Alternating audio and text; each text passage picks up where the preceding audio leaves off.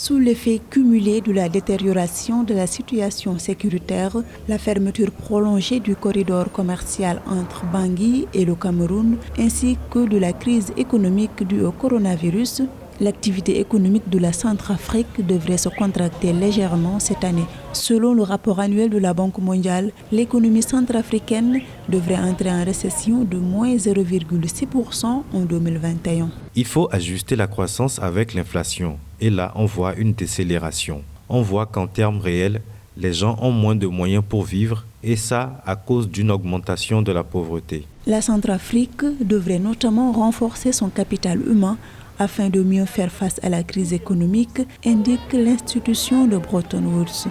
Le pays doit notamment améliorer l'accès aux services de santé, à l'éducation et promouvoir des opportunités d'emploi. Aujourd'hui, que l'on dise qu'il y aura une contraction économique, ce n'est qu'un euphémisme. Ce pays est en train de se détruire chaque jour qui passe. Il est très important que des solutions innovantes intérieures redonnent à ce pays un sens élevé de l'économie domestique. Et donc la seule innovation nécessaire, c'est d'aller sur la production intérieure des biens et des services. Les statistiques, qu'elles viennent de la Banque mondiale ou qu'elles viennent de n'importe quelle organisation, ne représente absolument rien vis-à-vis des vies humaines. Il faut de la sécurité pour que les institutions soient consistantes. Il faut absolument qu'il y ait des échanges des biens et des services pour s'assurer que le pays progresse tant qu'il n'a pas encore la capacité de produire tout seul. Et il est important que la gouvernance soit sérieuse. Selon la Banque mondiale, la Centrafrique accusera jusqu'à 22 ans de croissance en retard. Par ailleurs, les Nations unies estiment que le pays figure sur la liste des 17 pays africains qui devraient être confrontés à un niveau aigu d'insécurité alimentaire au cours des 4 prochains mois.